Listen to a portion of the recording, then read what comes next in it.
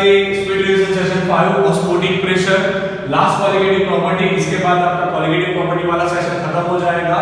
तो फटाफट से स्टार्ट करते हैं बेटा। ऑस्मोटिक प्रेशर किसे बोला जाता है?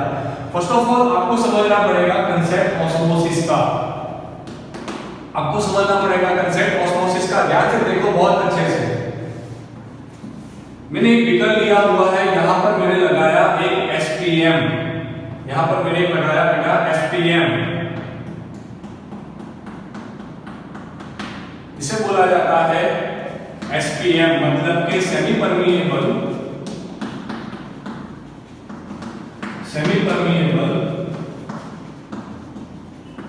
Membrane, semi permeable membrane.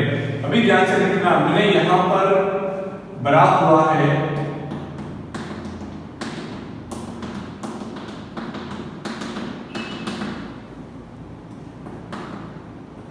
H2O plus NaCl, मतलब ये बना सॉल्यूशन।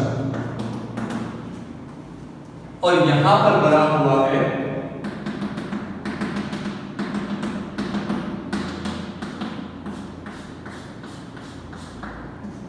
प्योर H2O, मतलब प्योर सॉल्वेंट। अभी नेचुरल फिनोमिनन में क्या होगा आप लोग समझो कि आपको ये पाइप दी गई है, यहां पर पानी भर दिया गया। अभी आपको पानी को फ्लो करवाना है, तो आपने हाइट क्रिएट किया, तो ऊंचाई से पानी नीचे के पॉइंट पर पानी फ्लो होगा। मतलब नेचुरल फ्लो या रैंडम फ्लो वो कौन सी डायरेक्शन में होता है बेटा? वो होता है always in a high concentration to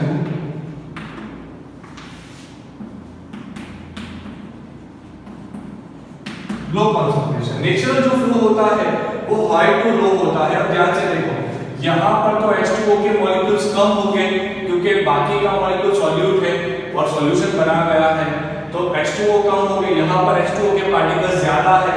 तो ध्यान से देखो, यहां पर H2O लो है, यहां पर H2O हाई है, तो जो नेचुरल फ्लो होगा वो कहां से कहां तक का होगा? वो होगा इस तरीके से पास होगा पानी का मॉलिक्यूल, H2O का मॉलिक्यूल एसपीएम में। अब ध्यान से देखो बेटा, एसपीएम का फंक्शन क्या होता है? इसका function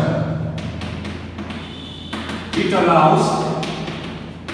allows only solvent particles, ये सिर्फ और सिर्फ सॉल्वेंट पार्टिकल्स को अलाउ करता है घूमने से, पास करने का। मतलब कि H2O के मॉलिक्यूल्स यहां से इस ओर चलने लगे, H2O के मॉलिक्यूल यहां से हाई कॉन्सेंट्रेशन टू लो की ओर चलने लगे। पर ये तो ठीक नहीं लग रहा, ये तो गलत बात है कि जो प्योर पानी था वहां से H2O के मॉलिक्यूल निकलकर जो ये खारा पानी है उसकी ओर चला रहा है, ये तो गलत बात है। तो इसे जो बोला जाता है ये हुआ natural osmosis.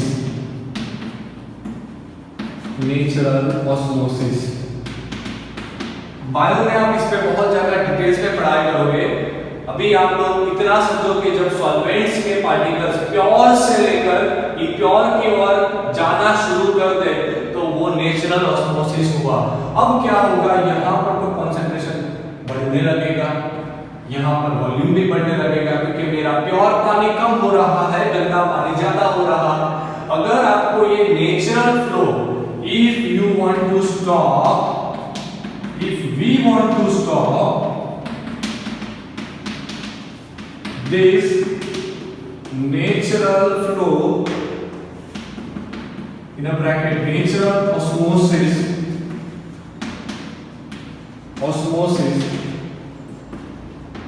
then some pressure should be applied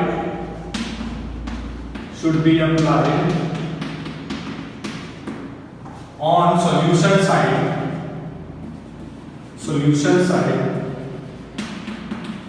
so flow can be stopped। क्या करना पड़ेगा आपको? आपको यहां पर कुछ प्रेशर अप्लाई करवाना पड़ेगा, कुछ प्रेशर आपको अप्लाई करवाना पड़ेगा ताकि ये जो नेचुरल फ्लो हो रहा है वो स्टॉप हो जाए, वो स्टॉप हो जाए। इसीलिए आपको यहाँ पर कुछ नेचुरल, आपको कुछ प्रेशर अप्लाई करवाना पड़ेगा और वो प्रेशर, उसी प्रेशर को बोलते हैं, that pressure is known as, that pressure is known as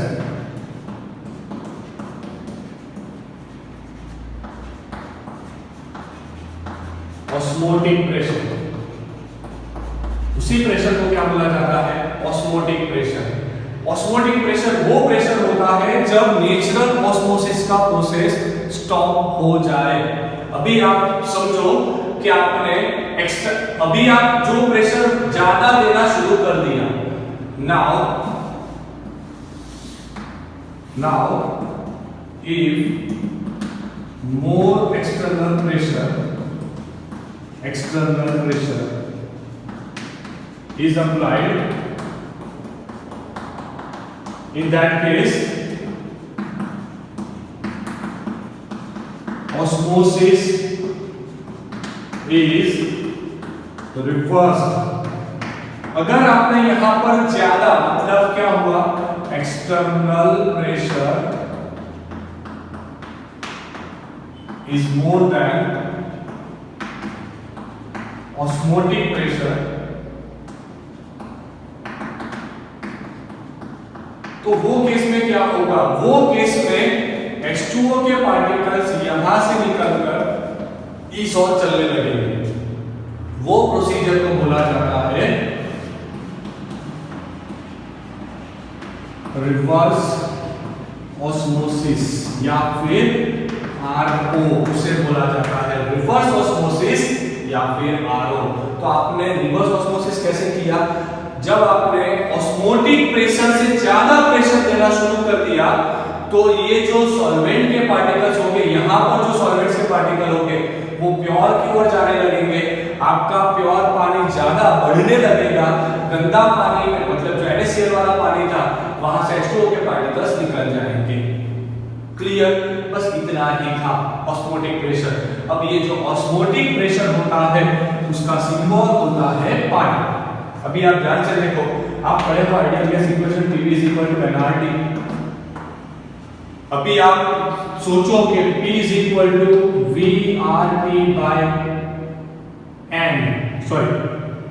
nRT/V, क्या ऐसा नहीं लिखा जा सकता? तो ये क्या हुआ?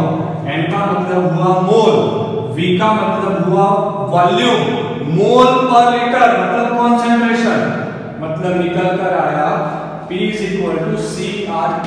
पर ये जब नेचुरल ऑस्मोसिस स्टॉप हो जाए तो ये P कहलाता है पाई, तो पाई = CRT। ये निकल कर आया ऑस्मोटिक प्रेशर का फॉर्मूला। अभी 2-3 वर्ड्स ऐसे हैं जिसे आप ध्यान से देखो, हाइपोटोनिक, हाइपरटोनिक एंड आइसोटोनिक। बहुत सारे बच्चे ये 3 शब्द को समझ नहीं पाते। हाइपो मतलब हिप्पो, याद इतना रखो, हाइपो मतलब हिप्पो। हिप्पो में होता क्या है, आपको ये समझने के लिए बायोलॉजी के थोड़े टर्म समझने पड़ेंगे। यहाँ पर एक सेल जैसा एक वर्ड्स आता है, मैथ्स के बच्चों को थोड़ा डिफिकल्ट लगेगा पर समझना कैसे है, समझो। यह आ गया सेल आपका। अगर सेल के अंदर सॉल्यूट का कॉन्सेंट्रेशन ज्यादा हो, फिर से एक बार, अगर सेल के अंदर सॉल्यूट का कॉन्सेंट्रेशन ज्यादा हो, हिप्पो जैसा हो, तो हाइपोटोनिक। क्लियर? हाइपरटोनिक किसे बोलते हैं? अगर सेल के अंदर सॉल्यूट का कॉन्सेंट्रेशन कम हो तो हाइपरटोनिक। अगर सेल के अंदर एंड सेल के बाहर दोनों जगह पर सॉल्यूट का कॉन्सेंट्रेशन सेम हो, आइसोटोनिक। बस ये 3 वर्ड्स अगर आपको समझ में आ गए तो फटाफट से उसे कमेंट बॉक्स में लिखना भूलना मत। मैंने बहुत स्पीड से, बहुत अच्छे से ये तीनों वर्ड्स आप लोगों को क्लियर करवा दिए। फिर से एक बार क्लियर करते हैं। सेल के अंदर सॉल्यूट का कॉन्सेंट्रेशन ज्यादा, हिप्पो हुआ हाइपोटोनिक। सेल के बाहर सॉल्यूट का कंसंट्रेशन ज्यादा, हाइपरटोनिक। सेल दोनों मतलब सेल के अंदर सेल के बाहर दोनों जगह सॉल्यूट का कंसंट्रेशन सेम, तो वो हुआ आइसोटोनिक। यहाँ पर कई बार आप लोग सेमी परमेबल मेम्ब्रेन की जगह एसपीएफ की जगह आप लोग फिल्टर पेपर भी यूज कर सकते हो, और वो डिटेल्स में एनसीईआरटी में दिया गया है।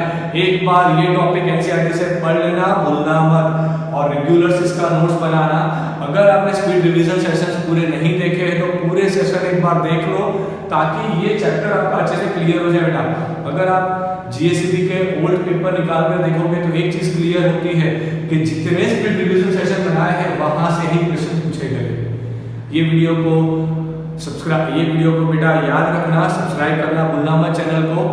और एक और बात सब बच्चों को बताना चाहूंगा, ये जो सेशन दिया गया है यहाँ पर बहुत सारी बातें मैंने आपको स्पीड में बताई है, तो एक बार एनसीईआरटी देख लेना और वहां से रिवाइज भी कर लेना। और ये चीज को आप कमेंट बॉक्स में लिखो, भूलना मत। कल मिलेंगे बेटा नए सेशन के साथ, जहां पर हम लोग पढ़ाई करने वाले हैं ideal and non ideal solution के बारे में, आइसोट्रोपिक मिक्सचर के बारे में, जो सबसे ज्यादा इंपॉर्टेंट सेशन होगा। उसके बाद वन टॉप फैक्टर चैप्टर खत्म थियोरेटिकली। उसके बाद मैं न्यूमेरिक्स का टिप्स देते रहूंगा, कुछ सेशन प्रिपेयर करेंगे। घर पे रहना, सेफ रहना। Thank you.